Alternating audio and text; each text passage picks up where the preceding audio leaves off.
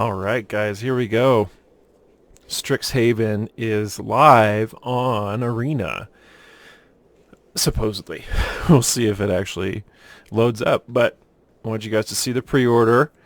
With one of them you get, looks like 50 packs, a sleeve that I'll never use of this bear, 3-player draft token, a sealed event entry token, 3 player draft tokens, a sealed entry token, and the Silver Quill Tome pet, which, I'm not sure that I'm going to use him either, but it's nice. So what we're really interested in today, of course, are the 50 packs. We're going to crack those open, take a look at them, and see what we get. The other pre-order, which I hesitated on even getting, and the only reason I did is because it comes with the... Actually, I guess this is all the pre-order stuff together. Because this came with one, and Professor Onyx came with the other one. But the Mastery Pass was the main reason that I got the one with the Professor Onyx cards. So, we will see. Last season was the first time that I ever actually went all the way through a Mastery Pass, and I waited until the end to purchase it because I wasn't sure if I was going to get to level 80. And I got to like level 86 or something like that, starting at least a week late, maybe a couple weeks late, maybe even a month late. I don't know when Kaldheim actually released. So it's really easy if you play regularly to get to level 80 on the Mastery Pass. And let's see if there's anything new in the store real quick before we crack these open. I already took a look at this earlier.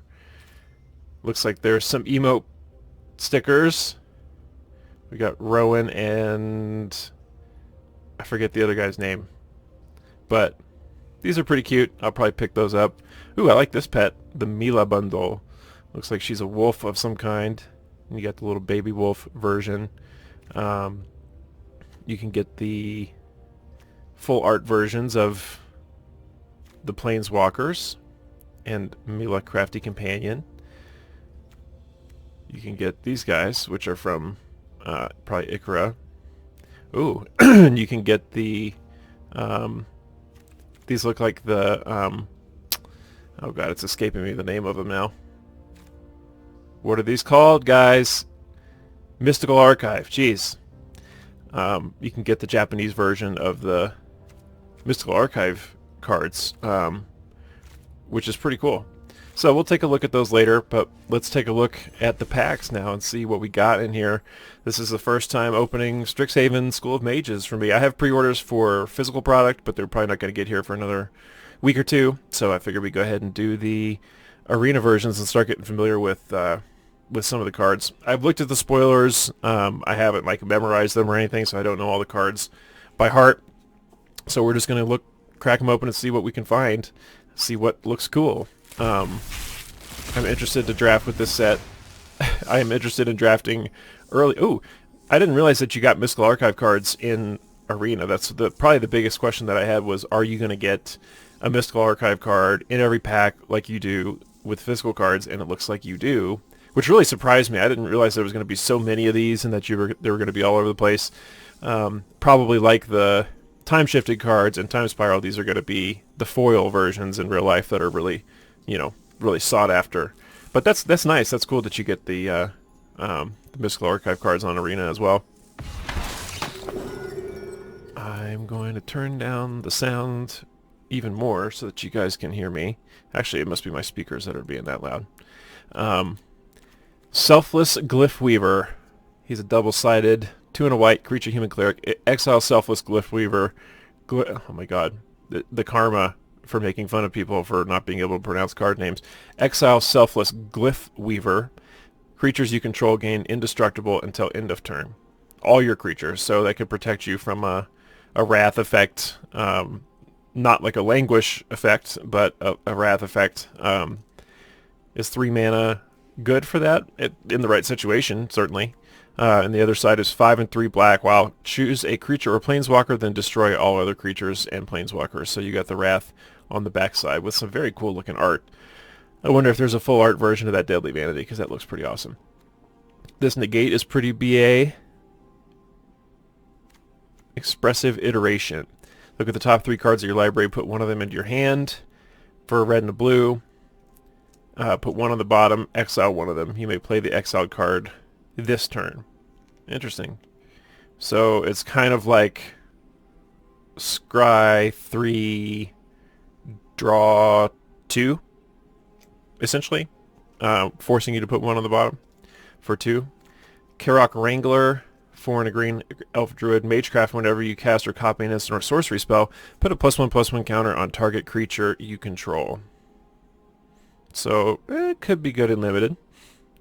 And then we're not going to look too closely at the commons just because we got 50 packs to go through, but the Silver Quill Campus is the tap land in Orzhov, and 4 lets you scry 1, which could be pretty good, you know, utility. This guy's interesting.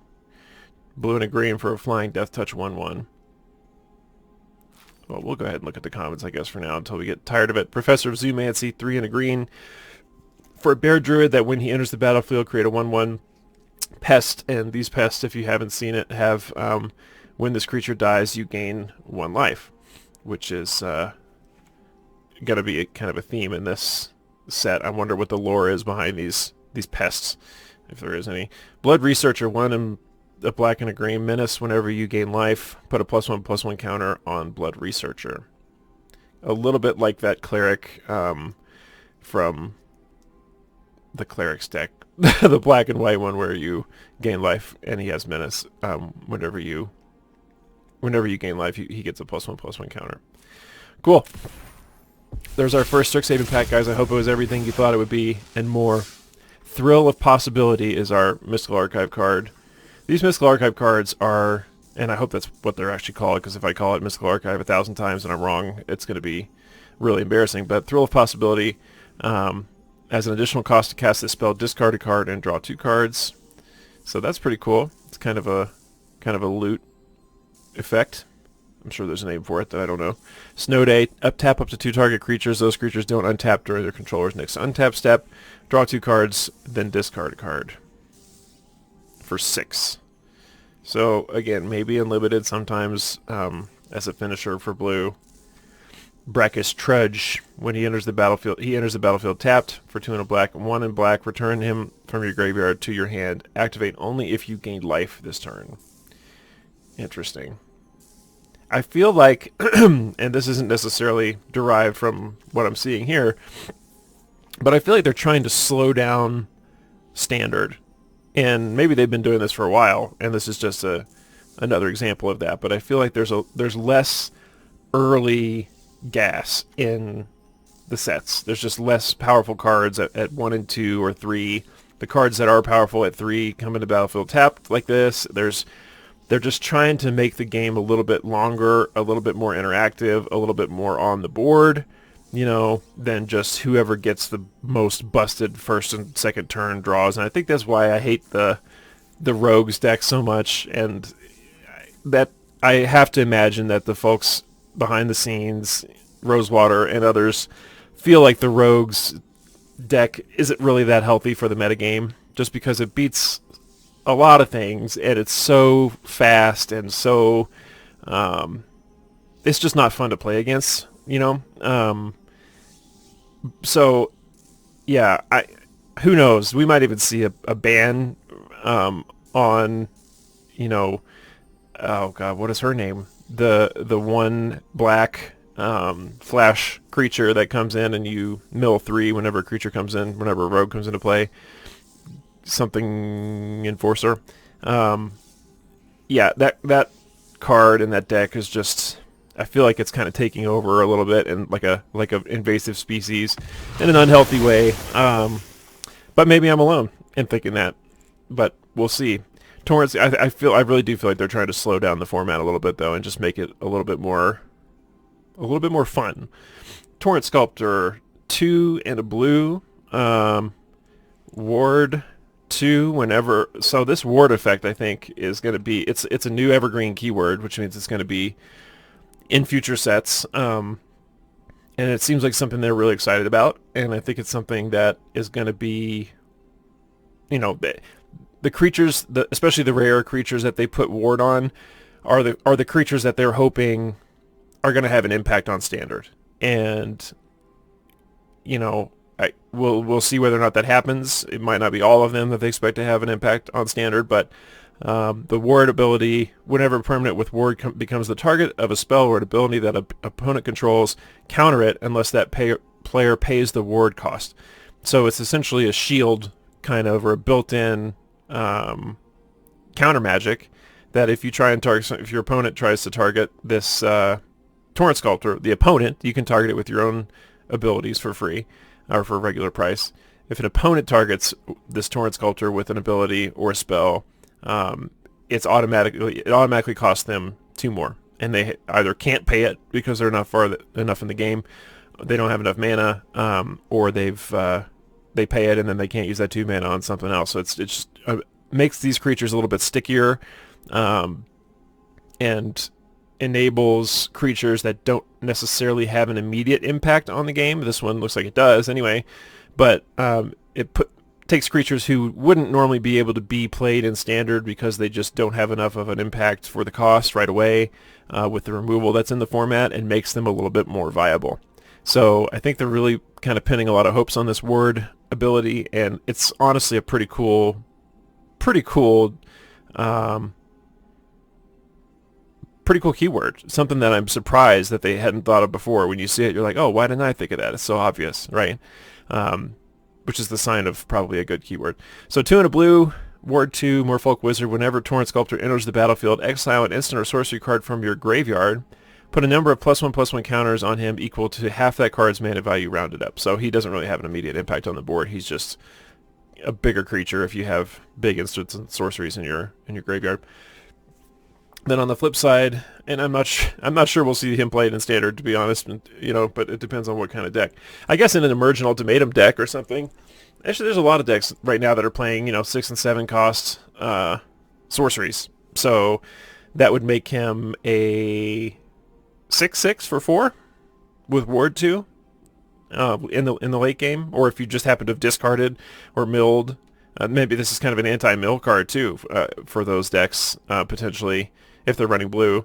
So who knows? I could see him fitting into the right deck. Flamethrower Sonata is the backside. Discard a card, then draw a card. When you discard an instant or sorcery this way, Flamethrower Sonata deals damage equal to that card's mana value to target creature or planeswalker you don't control. So this is a good way to get those cards into the graveyard if you don't have another mechanism, and to deal some damage. So yeah, I could see this card getting played. It just has to be in the right deck, in the right environment, like everything else. But it seems standard capable, especially with that ward ability. Okay, so there's no Mystical Archive here. And there's a rare over here. I guess we'll see what's happening underneath this. And we got our uncommon wild card. So we just saw him earlier. Honor Troll, 2 and a green. Vigilance, if you would gain life, you gain that much life +1 instead. Honor Troll gets +2/+1 as long as you have 25 life or more. Yeah, another card for decks that have depend on you gaining a bunch of life, which aren't really my style, but I'm glad that they are creating cards for people who enjoy that kind of gameplay. And okay, so the Mystical Archive card, if it's rare, is what goes behind the shield. So that's interesting. So we pulled a rare Mystical Archive card here. Beautiful card. Gift of Estates, 1 and a white. If an opponent controls more lands than you, search your library for up to 3 Plains cards, reveal them, and then put them into your hand. So nice. But we got a rare Mystical Archive. It'll be cool to collect these in real life. I'm really excited to see what these look like in person. These full art cards with this cool art style and just tons of vivid color. The Japanese versions are cool too. I'm looking forward to seeing these, especially the foil versions. And I don't know if the foils are etched or not, but I think they would look really cool as etched foils, so I kind of hope they are. Torrent Sculptor, again, we're already collecting playsets of rares in our first 4 packs, so that's fun. It is fun, actually. And it looks like our rare here is also a Mystical Archive, so let's see what that is in a second. Dueling Coach, 3 and a white. When a human monk, when Dueling Coach enters the battlefield, put a +1/+1 counter on target creature. For 4 and a white and tapping him, you can put a +1/+1 counter on each creature you control with a +1/+1 counter on it. So a lot of +1/+1 counter effects already that I've seen in this format, or in this set. Solve the equation, 2 and a blue, search your library for an instant or sorcery card, reveal it, put it into your hand, then shuffle. Eureka Moment, Pilgrim of the Ages, Serpentine Curve, create a 0/0 green and blue fractal creature token, put +1/+1 counters on it where X is the 1 plus the total number of instant or sorcery cards you own in exile and in your graveyard.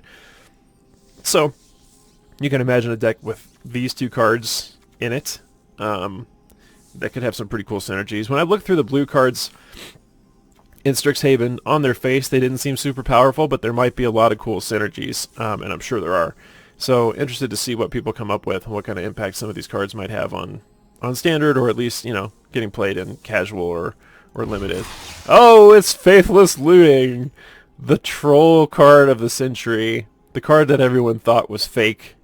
This busted finger over here, and just the weird-ass bustier and half realistic. It looks less kind of Photoshop cartoony and when you actually look at it here in this full size than it does when I'm just scrolling through on my phone, but still, man. Yeah, Carly Mazur has got a memorable art style. This is just, it's really interesting that they put this card in here, but hey, more power to them. Draw 2 cards, then discard 2 cards. Flashback, 2 and a red. So yeah, we got that one. That's all I'm going to say about that. Defiant Strike. Man, the art is just so cool on these. For a white, a creature gets +1/+1 until the end of turn, and you draw a card. Our rare is Efreet Flame Painter. He's double strike. He's 3 and a red. Double strike. Whenever he deals combat damage to a player, you may cast target instant or sorcery from your graveyard without paying its mana cost.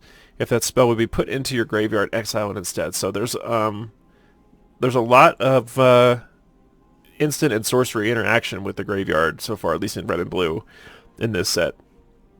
So that's pretty cool. I don't know if they're trying to make, again, you know, playing against rogues easier with cards that, you know, really punish them for putting certain cards in your graveyard. But it looks that way. And if that's the case, I'm glad that they are, because like I said, I think rogues is overpowered and needs something to work against it, so hopefully that's what some of this is intended to do. Plus, just to make it more interesting, you know, interaction with the graveyard is always just adds complexity to the game. Master Symmetrist, 2 and 2 green, reach whenever a creature you control with power equal to its toughness attacks, it gains trample until end of turn. That's very situational and very unusual. Divide by 0, return target spell or permanent with mana value 1 or greater to its owner's hand, and then learn. So, this is interesting. This is the first card we've seen with learn on it. You may reveal a lesson card you own from outside the game and put it into your hand, or discard a card to draw a card. So you can rummage, or you can, from your sideboard that you've built in limited, presumably, although I could imagine potentially a standard, if casual, standard deck with learn and lessons in it. Draw, you know, find a specific card in your sideboard that works against the strategy that you're up against. So, interested to see what kind of an impact Learn has, but it's a cool gimmick if nothing else. Pest Summoning, Soothsayer Adept, Archway Commons enters battlefield tapped. When it enters the battlefield, sacrifice it unless you pay 1. So, and then tap to add 1 mana of any color. So, yeah, it's essentially a land that costs, a rainbow land that costs 2. It's the cost of a 2-drop. And then Quandary Campus is the blue-green Simic Scry tap land. Pretty cool. We're going to start going a little quicker because we've got 44 packs to get through, but just wanted to take a little longer on these initial ones just to kind of get a feel for some of the special abilities and the flavor of the set. Looks like we got another Mystical Archive card. You can kind of see this little waist around the cards here. I'm not sure why, but that's an indicator, I guess, that it's a Mystical Archive.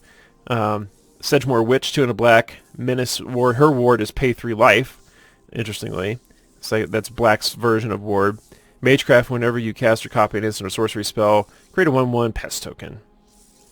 And then Fracture, black and a white, destroy target artifact, enchantment, or planeswalker. We'll see how much this gets played. Good sideboard card, I would imagine. And probably, well, I don't know how much limited play this will see. I'd almost rather play Broken Wings or something that targets flyers that you're going to see a lot more often in draft than planeswalkers. But there are a lot of enchantments and artifacts, obviously, in the past few, in standard especially. Emergent Sequence, search your library for basic land, put it in tapped, then shuffle. The land becomes 0/0 green and blue fractal. That's still land. Put a +1/+1 counter on it. For each land you had entered the battlefield under your control this turn. So, yeah, basically cultivate, except the second land is the land becoming probably a 1/1 or 2/2 creature. And Ephemerate is our rare mystical archive card. White, instant, exile target creature you control, then return it to its battlefield, to the battlefield under its owner's control, and rebound. If you cast this spell from your hand, exile it as it resolves. At the beginning of your next upkeep, you may cast it without paying its mana cost. So you essentially get to cast it twice. So that's pretty cool. I'd love to cast this on Yorion with a Kiora and a couple of omens on the board. That would be fun. Divine Gambit, another cool art. 2 white, exile target artifact, creature, or enchantment an opponent controls. That player may put a permanent card from their hand onto the battlefield. Plarg, Dean of Chaos, and Augusta, Dean of Order, 2 of the Deans. You can discard a card and draw for a tap. Reveal card 4 and a red. Reveal cards from the top of your library until you reveal a non-legendary non-land card with mana value 3 or less. Cast it without paying its mana cost. Put all revealed cards not cast this way on the bottom. Okay. I'm imagining that's going to be best in a circumstance where you're looking for something specific there. And then the flip side is 2 and a white. Other tapped creatures you control are more powerful. Other untapped creatures you control have better defense. Whenever you attack, untap each creature you control, then tap any number of creatures you control. So it just gives you some combat trickery, basically. Some ability to kind of manipulate the board state during combat, which is pretty strong, I would imagine, if you can use it in the right situation.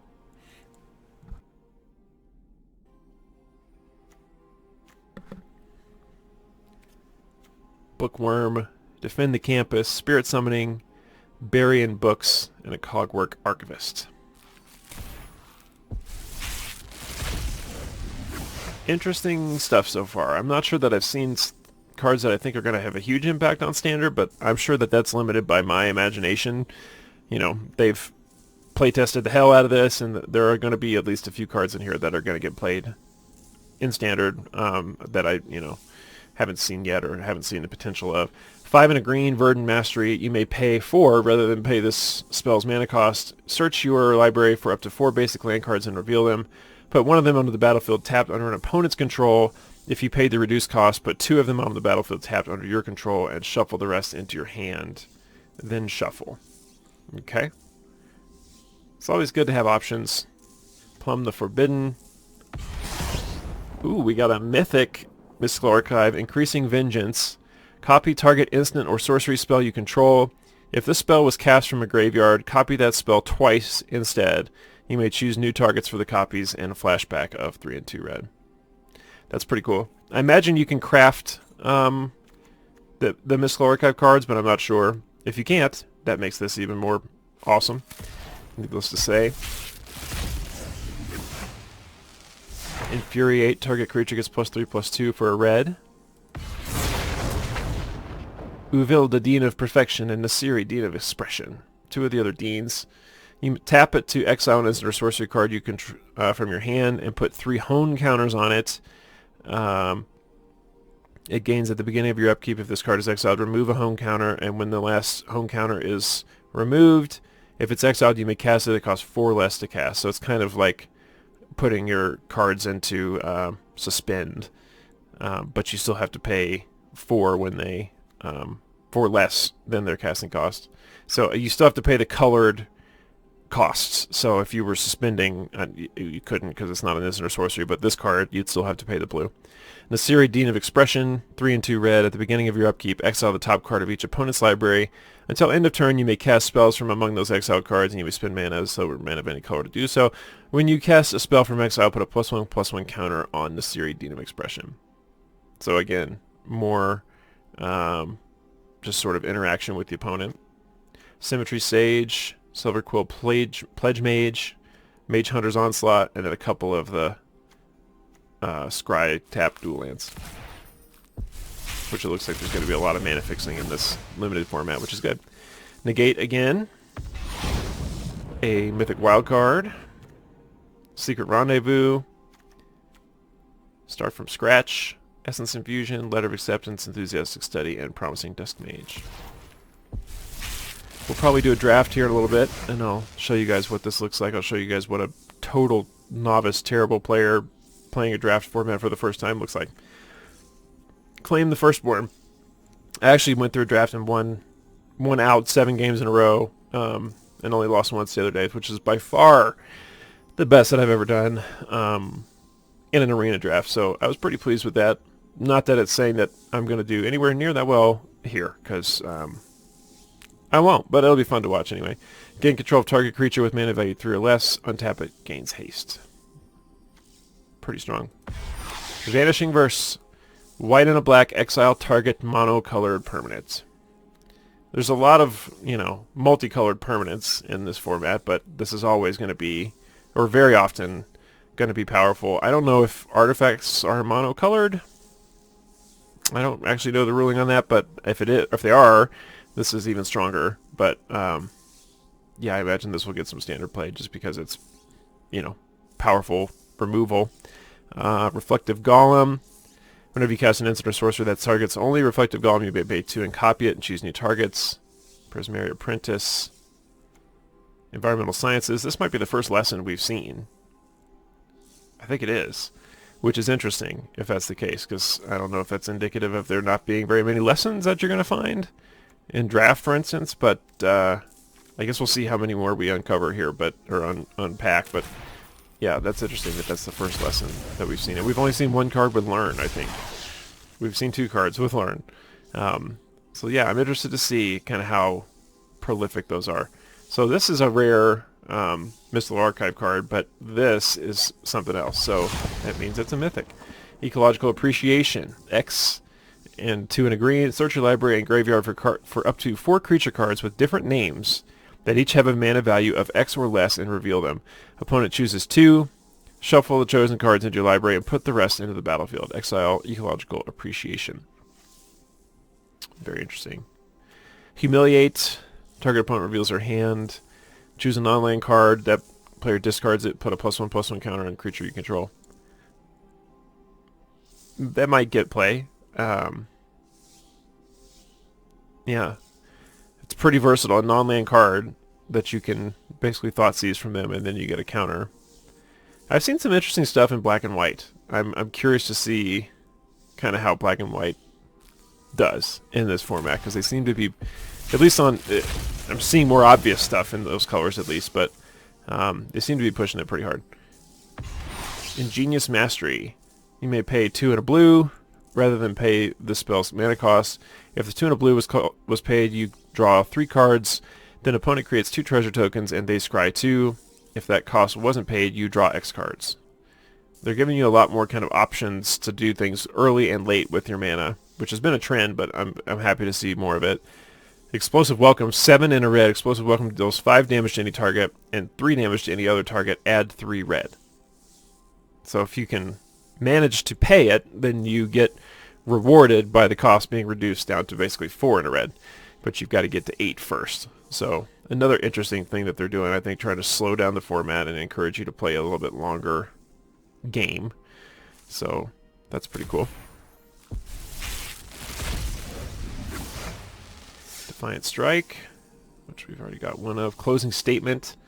Costs 2 less to cast during your end step.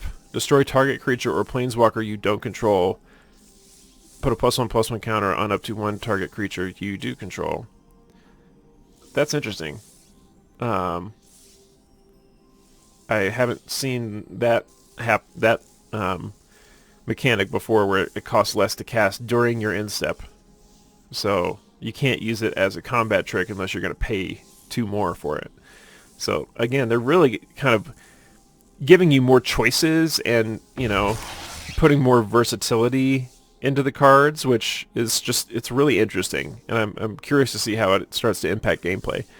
Quandrix Command, we've seen the command cards before, but you choose 2 of return target creature or planeswalker to its owner's hand, counter target artifact or enchantment spell, put 2 +1/+1 counters on target creature, target player shuffles up to 3 target cards from their graveyard into the library. So yeah, command being a perfect example of a card that gives you more options. So again, it seems to me a pretty obvious direction that they're headed, to just kind of add a little bit more complexity and maybe make just pure beat down aggro as fast as possible, you know, less a part of the game, which is, as far as I'm concerned, awesome. Rip Apart, red and a white. Choose 1, Rip Apart deals 3 damage to target creature or planeswalker, or destroy target artifact or enchantment. That's a pretty versatile card. Tempted by the Auric, 1 and 3 blue. For each opponent, gain control of up to 1 target creature or planeswalker that player controls with mana value 3 or less. So for each opponent implies that it's really kind of a commander card. But still, pretty cool. A couple of wild cards in this deck in this pack that I don't need. Snakeskian Veil, another very cool art. Here's the Lorehold command, the red and white command. Choose 2 of, create a 3/2 red and white spirit creature token. Creatures you control get +1/+0 and gain indestructible and haste. Lorehold command deals 3 damage to any target, and then target player gains 3 life. Sack a permanent, draw 2 cards. So, more commands.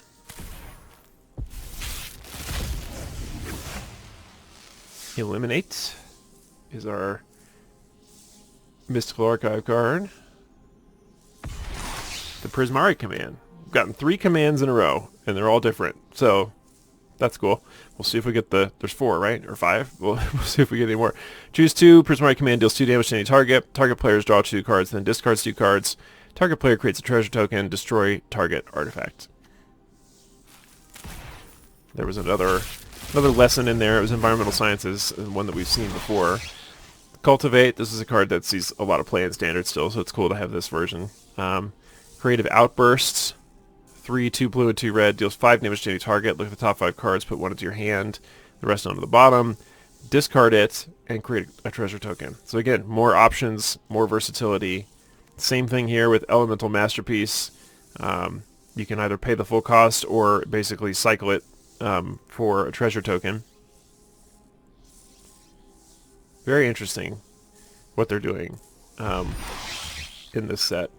It might take a while for these cards might get played more after some of the current sets in Standard have cycled out. You know, once this set is one of the last sets in Standard, and they really had a chance to kind of infiltrate the Standard format with these slower, more option-packed cards, we might see some of these getting more play as they build a Standard format that kind of takes advantage of these mechanics a little bit more. That's my prediction, at least. We'll see if that happens. Teachings of the Archaics. It's a lesson. If an opponent has more cards in hand than you, draw 2 cards. Draw 3 cards instead if that opponent has at least 4 more cards in hand than you. So that's one of the rare lesson cards.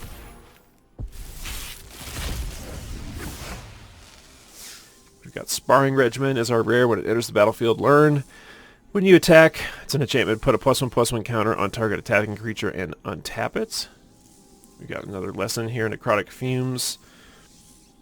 Exile a creature, and then exile target creature or planeswalker.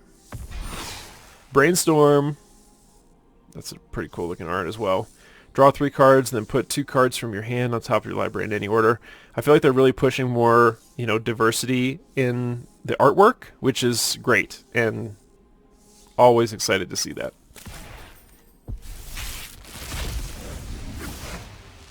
We've got Eliminate as our Mystical Archive card. Our Mythic is Blex Vexing Pest. Again, a green card that just seems like it's a random word generator. Even at Mythic, a legendary Mythic, which, you know, some people are going to love these cards. I personally have trouble imagining myself playing a deck with this card in it just because it seems like, I don't know, it has no identity. I guess, I don't know. Maybe I'm being judgmental, but I'm sure it's a great card, just really not my style. Let's put it that way. But other pests, bats, insects, snakes, and spiders you control get +1/+1. When he dies, you gain 4 life.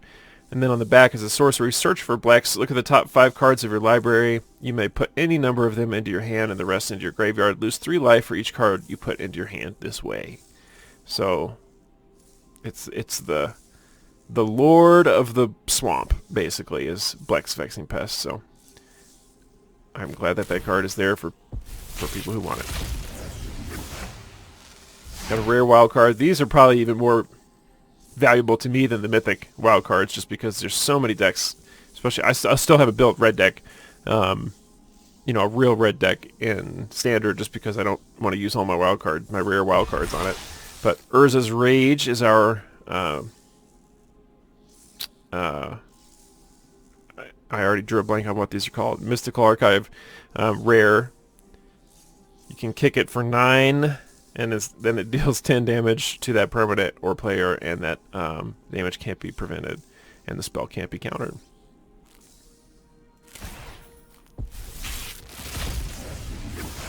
We're almost halfway through the 50 here. God's I'm interested to see what kind of set completion we get for 50 packs. It's probably like 25% or something, I'm guessing. Target creature you control gains protection from the color of your choice until end of turn. And another Blex. I guess it's Fate's way of telling me that I need to build a Blex Vexing Pest deck. Yeah. I have quite a bit of Strixhaven physical product on order. I've got a set booster box, I've got a collector booster box, and I've got the set of the 5 pre-release boxes, which is almost equivalent to, there's 30 draft booster packs in there, so it's almost like having a booster box plus the, you know, the 5 special dated cards and the other stuff, the arena codes and stuff that come in those. So gonna open all that stuff on the channel, which should be pretty fun. And that should get me pretty close to, you know, filling out a collection of Strixhaven, just with a few missing rares and mythics here and there. I'm interested to see how many Mystical Archive foils we get in that physical product. But as soon as that stuff gets here, you guys will be the first to know. I'm excited to see some of the full art, you know, foils and stuff. People can say what they want about the collector booster boxes, but to me they're really fun to open, and the product is just cool looking. So especially fun to open on a, you know, on a YouTube video like this, where other people can kind of enjoy it without having to spend the money themselves. And hopefully there'll be some value in there that I can get some of that money back. Conspiracy Theorists, 1 in the red. Whenever he attacks, you may pay 1 and discard a card. If you do, draw a card. Whenever you discard 1 or more non-land cards, you may exile 1 of them from your graveyard. If you do, you may cast it this turn. Whenever you discard 1 or more non-land cards, you may exile 1 of them from your graveyard. If you do, you may cast it this turn. Okay, interesting. So you can basically draw a card for paying 1 whenever he attacks. Golden Ratio, draw a card for each different power among different creatures you control. That seems really situational. I can imagine a deck maybe being built around that, but I don't know. Fortifying Draft. 1 green, you gain 2 life. Target creature gets +X/+X until end of turn, where X is the amount of life you gained this turn. So it's always at least +2/+2. We are halfway through the 50, ladies and gentlemen. Strategic Planning. Strixhaven Stadium. There's been a lot of talk around this card. It's very interesting, very unique, could be very cool. Basically just adds this new type of win condition and gameplay element to just how many times you can attack or be attacked, rather than the damage that's dealt. So yeah, I think this should be interesting to see what happens with it, and really kind of how it impacts limited, although you're not going to see it enough to make a huge impact. But I can imagine people building decks around this in limited, certainly, and we'll see what happens in standard, if anything. Decisive Denial, a blue and a green. Choose 1. Target creature you control fights target creature you don't. Counter target non-creature spell unless its controller pays 3. So another kind of mini command card that gives you some options. Like I said before, we're seeing a lot of that in Strixhaven, which I think is good, especially for the long-term health of standard. Rush to Rebirth, black and a green. Choose target creature. When that creature dies this turn, search your library for a creature card with lesser mana value. Put it onto the battlefield tapped, then shuffle. So that's another way to kind of incentivize you playing, you know, big bombs, I guess. If you have this kind of card, you can, if he gets removed or dies, I guess just dies, then he you get something back. You can retain some of your value from that you paid for that card. So interesting to see that. Shadewing Laureate. Now that's a mana cost right there. A white, a black, and a hybrid black-white mana. I've never seen, maybe they've done it before, but I've never seen a mana cost like that. That's pretty cool. Flying, whenever another creature you control with flying dies, put a +1/+1 counter on target creature you control. There's just, they've really kind of pushed the unique aspects of everything in this set. Which is, you know, I'm glad to see them doing it. I'm sure they've tested it a lot, and there's a lot of cool interactions that people are going to find as they play through the format, which is just always exciting to see. Burning Mastery, we've seen that one before. Lorehold Excavation, at the beginning of your end step, mill a card. If a land card was milled, you gain 1 life. Otherwise, it deals 1 damage to each opponent. You can pay 5, exile a creature card from your graveyard, create a tapped 3/2 red and white spirit creature token. So another card that kind of gives you protection against, you know, mill. And might make, I could see, you know, cards like Tormod's Crypt or something similar that remove your opponent's graveyard, or Binding the Old Gods being really powerful for a while in this format, just to kind of, you know, protect against all this graveyard work.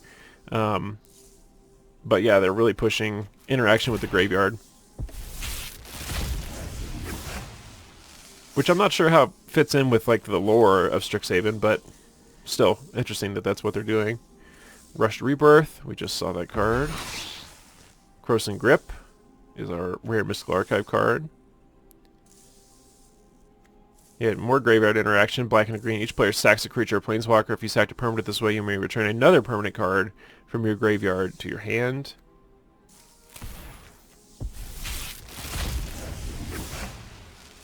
There's the Prismari command. We got 2 of those. Brainstorm. Now we got 2 of those. So we're starting to see some duplicates. Here about 30 packs in. Croson Grip again, which means we got a mythic. Hoffrey Ghostforge. I think this guy is actually worth quite a bit in paper. You know, the pre-sale price. 3, a red and a white. Spirits you control get +1/+1 and have trample and haste. Whenever another non-token creature you control dies, exile it. If you do, create a token that's a copy of that creature, except it's a spirit in addition. And it has, when this creature leaves the battlefield, return the exiled card to your graveyard. So he's basically turning your creatures into fighting spirits as they die and empowering them. So pretty cool, just flavor-wise, and yeah, powerful enough, I'm guessing people think, to have an impact on maybe Standard or Commander. Could be a good Commander. Very interesting, cool-looking little card. Little dwarf. Is that offensive? Poet's Quill, 1 and a black. When Poet's Quill enters the battlefield, learn. Equipped creature gets +1/+1 and has lifelink. So this is a learning rare, which again, I'm interested to see how much those actually get played. Test of Talents, 1 and a blue. Counter target instant or sorcery spell. Search its controller's graveyard, hand, and library for a number of cards. Any number of cards with the same name as that spell, and exile them. So you're countering an instant or sorcery and removing them all from your opponent's deck and hand, which is powerful. You know, against like a Emergent Ultimatum deck or something like that. Any kind of deck that relies on a bomb sorcery or instant sorcery typically, and I could see this being sideboarded quite a bit. Tenured Inkcaster, 4 and a black. Vampire Warlock, when she enters the battlefield, put a +1/+1 counter on target creature. A lot of +1/+1 counter effects. Whenever a creature you control with a +1/+1 counter on it attacks, each opponent loses 1 life, and you gain 1 life. I can see a lot of +1/+1 stuff being done in limited. I'm guessing those were mostly kind of limited focus cards, which is fine. Exponential Growth, until end of turn, double target creature's power X times, where you have to pay the X value twice. Dinah Soul Steeper, black and a green. Whenever you gain life, each opponent loses 1. Pay 1, sack another creature, she gets +X/+0, where X is the sacked creature's power. We got a Despark Mystical Archive card. Exile target permanent with mana cost 4 or greater. Mana value, pardon me, for a black and a white. Mana value is the new name for converted mana cost. For those of you who hadn't heard that, it's now mana value. Confront the Past. It's a lesson rare. Choose one. Return target planeswalker card with mana value X or less from your graveyard to the battlefield. Remove twice X loyalty counters from target planeswalker opponent control. So it's a planeswalker specific card, which seems like a pretty good use for a card that you have gone and grabbed specifically from your sideboard. So we'll see. Introduction to Prophecy. We've got another lesson there, and our third Brainstorm. I kind of wish the Mystical Archive cards were more rare than they are, but maybe I wouldn't be saying that if that was the case. Dragon's Guard Elite. It just seems like they'd be a little bit more special if it was like, you know, something that just went in the rare slot, potentially. I don't know. Dragon's Guard Elite, 1 in the green, Magecraft. Whenever you cast or copy an instant or sorcery, put a +1/+1 counter on her. 4 and 2 green, double the number of +1/+1 counters on her. Lots of +1/+1 counter effects in this set. There's another Mythic Wild card. Can't really complain about pulling those, can I? There's our Shock. Fervent Mastery, 3 and 2 red. You may pay 4, 2 and 2 red rather than pay this spell's mana cost. If the 4 cost was paid, an opponent discards any number of cards and then draws that many cards. That seems like a bit of a dangerous option to give them. Search your library for up to 3 cards, put them into your hand, shuffle, then discard 3 cards at random. Okay, somebody will find some way to abuse this, but yeah, I don't know. For some reason, something's telling me it's going to get played in like a Tybalt's Trickery deck. I could be totally wrong about that. Rip Apart, another mini command.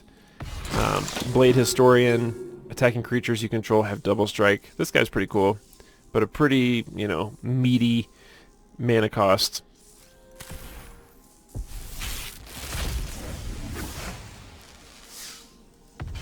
There he is again. Does anybody else wish that they would mix up the pack cover art in Arena instead of just seeing the same one over and over again? I know it doesn't matter, but just be a nice touch. Ruth the Mercurial Artist. Pay 2, return her to its owner's hand, copy target instant or sorcery spell you control, choose new targets for the copy. That's pretty cool. Especially if you use it on a, you know, Emergent Ultimatum or something crazy. Hall of Oracles, our first rare land. Tap to add a colorless. You can pay 1 to tap and add 1 mana of any color, or tap to put a +1/+1 counter on target creature. Activate only as a sorcery and only if you've cast an instant or sorcery spell this turn. Okay. They're putting a lot of pressure on instants and sorceries in this format, which I kind of like. I've kind of seen more going on in non-creature spells. I haven't seen really any big bomb creatures. I've just all been kind of utility creatures that do things that interact with your spells and your graveyard and other things, which, you know, they're kind of giving a... I can see that kind of having a lore, you know, Strixhaven wizarding school kind of thing to it, that it's less about the creatures and more about the spells, and that seems to be the flavor that they're trying to give the set, which I like. And there's a lot of, you know, specific kind of creatures that are legendary and do, you know, things that interact with spells. So I like where they're going with that. We'll see if it pays off in the flavor. Adventurous Impulse is our Mystical Archive card. There's the Torrent Sculptor. Again, I think that's our third one of him. So definitely seeing duplicate rares and stuff at this stage at about 40 packs in. Quandrix Command, which we've seen before as well. Manifestation Sage. When he enters the battlefield, create a fractal token, put X +1/+1 counters on it, where X is the number of cards in your hand. So that could be pretty good. I play a deck that plays Seagate Restoration, and you can have, you know, 15 cards in hand. That's not bad. A 15/15 and a 2/2 for 4. Not that that's going to happen all that often, but I could see him getting some play. Despark is our rare again. Rare Mystical Archive card. Double Major. Copy target creature spell you control, except it isn't legendary if the spell is legendary. So just copy any creature you cast. Compulsive Research. is our rare Mystical Archive card, and again, very cool looking. Would be a very cool etched foil. I think they are the foil versions of the Mystical Archive cards. I think they're etched, but I don't know that for sure. I'm not watching any pack openings of Strixhaven, any real life pack openings, just because I want to wait. At this point, having done this, I might watch someone open like a set booster or a draft booster box, but for the collector booster especially, I haven't seen those cards yet, you know, in those formats, so I'm not gonna spoil it for myself. I'm gonna wait till I get my own box, even if that's a long week or two from now. Hopefully just one. Chaos Warp, a mythic Mystical Archive card. Owner of target permanent shuffles it into a library and then reveals the top card. If it's a permanent card, they put it onto the battlefield. Interesting mythic there. Thrill of Possibility, Vanishing Verse, which we've seen before. We're on the home stretch here. There's 3 left. Doomblade. Haven't seen Doomblade yet, but that's a very cool artwork. Yeah, I don't know how close we got to getting all the Mystical Archive cards, but we've definitely seen quite a bit of duplicates. Even at the rare slot, we've seen a handful. There's the Ops. This was one of the first cards spoiled from the Mystical Archive. Basic Conjuration, a lesson. Look at the top 6 cards of your library, reveal a creature card from among them, put it into your hand, put the rest on the bottom, and gain 3 life. Yeah, these sorceries obviously are kind of weak on their face, but they're really bonus cards, right? So they're supposed to be. Even the rare ones aren't awesome, but I'm curious to see what people can do with them. People are very creative. Quintorius, Field Historian, it's another Spirit Booster, Spirit Lord, Spirits you control get +1/+0. Whenever one or more cards leave the graveyard, create a 3/2 red and white Spirit creature token. Wow. That'll be interesting in the right situation for sure. So much graveyard interaction in this format. Village Rites are in this set. Retriever Phoenix, Flying Haste whenever it enters the battlefield. If you cast it, learn.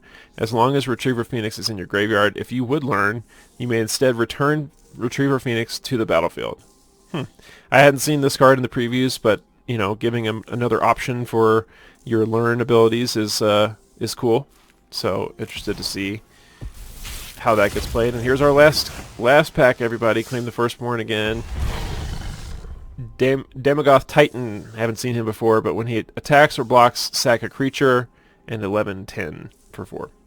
So yeah, this is just a wild card set. Maybe they all feel that way at the beginning, but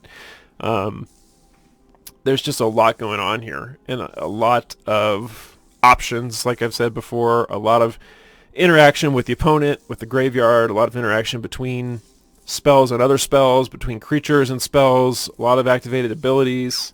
It looks like a complicated set to me, you know, to play. And there's these interesting mana costs. Like, this is not a beginner's set.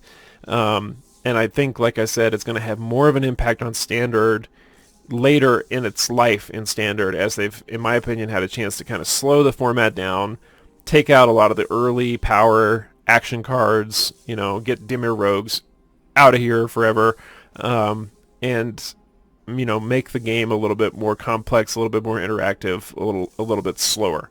And I think we're going to see that happen over the next several sets. I'm interested to see how the Dungeons and Dragons crossover, which I assume is going to be a Standard legal product, but I'm not positive. Interested to see how that plays into it, and just excited for that set anyway. But yeah, I hope you guys have enjoyed this, you know, first look, at least for me, of the Strixhaven cards in Arena. Looking forward to the IRL physical product that we're going to open as soon as we get it. And I'll probably record a draft video for Strixhaven here on Arena too, so you guys can take a look at that. And yeah, hope you guys enjoyed it. Always good to share a little bit of time with my small imaginary audience. No, just kidding. You guys are, if you're watching, you're real. You're especially real to me. But thanks for being here, and we'll see you soon. Take care.